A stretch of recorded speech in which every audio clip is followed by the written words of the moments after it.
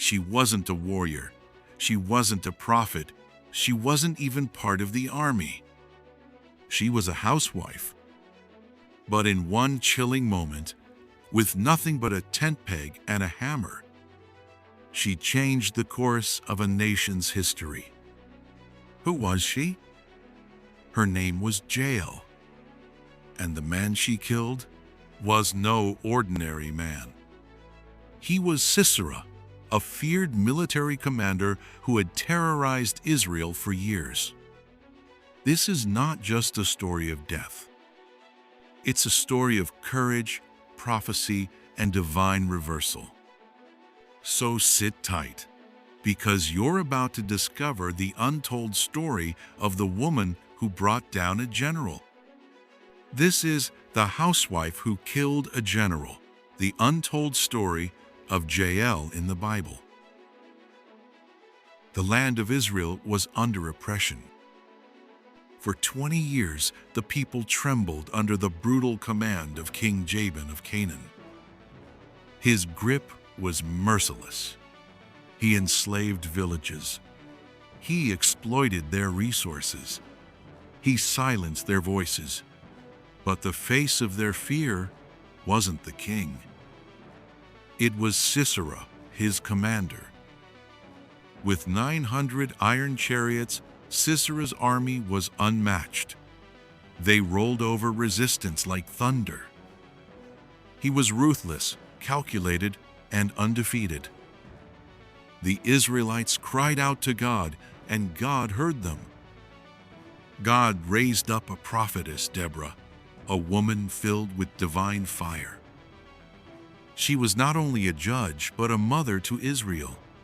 She called a man named Barak and gave him a divine charge. Go, take 10,000 men and fight Sisera. The Lord will deliver him into your hands. But Barak hesitated.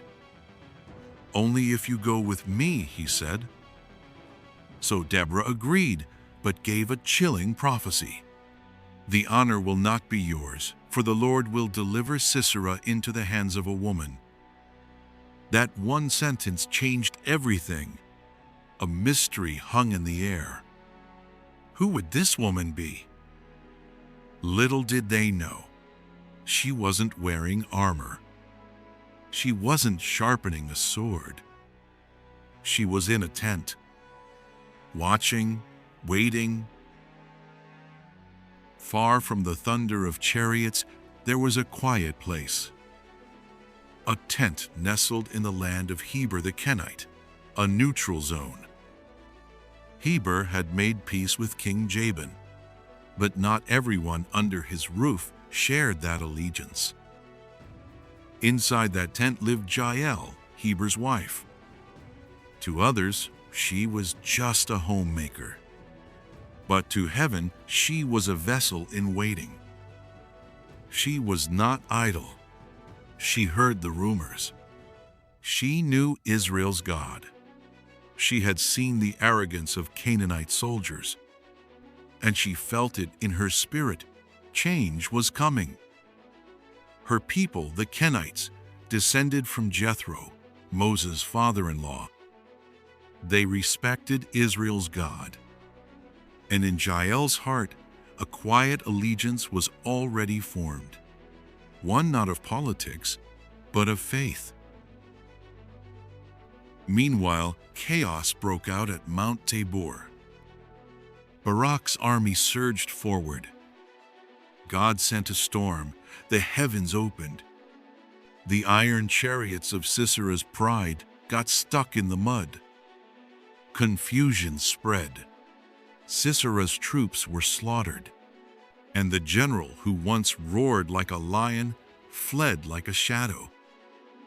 Alone, exhausted, humiliated, Sisera ran. His pride shattered, his armor stained. All he wanted now was a place to hide. And then he saw the tent. Heber the Kenite's tent, a place of supposed safety. Jael saw him coming. She recognized him instantly. not just from reputation, but from the divine tension in the air. He stumbled toward her, breathless and broken. "Please, hide me," he said, and she replied gently, "Come in, my lord, don't be afraid." She covered him with a blanket. He asked for water. She gave him milk, a symbol of comfort. Her voice soothed him. Her hands calmed him. But behind her eyes, a storm raged. Sisera laid down, confident, arrogant, and unaware that he had entered the last room he'd ever see. Jael took a tent peg, an object she'd used countless times. It was familiar, practical, and now divinely appointed. She stood over him.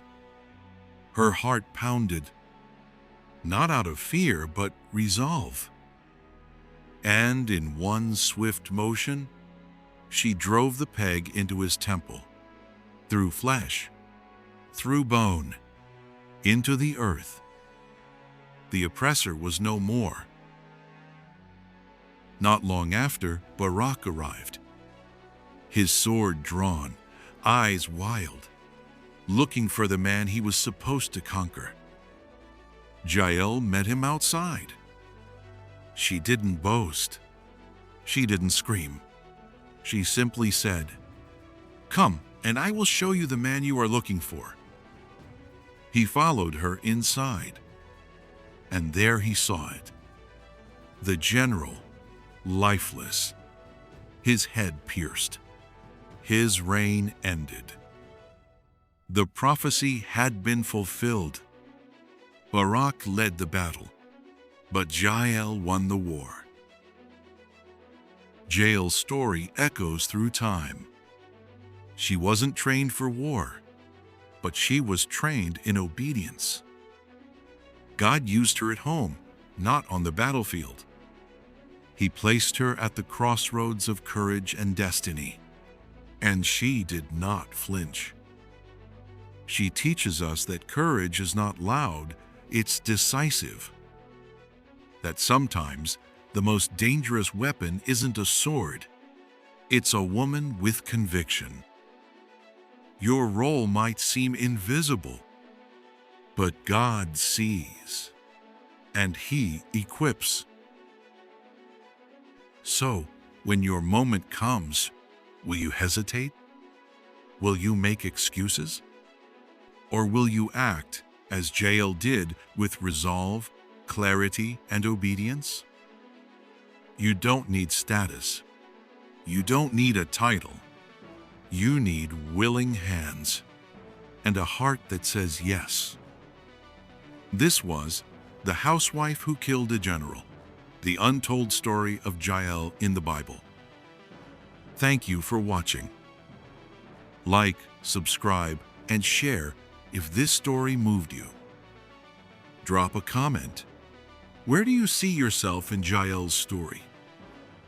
Until next time, stay bold, stay faithful, and stay ready.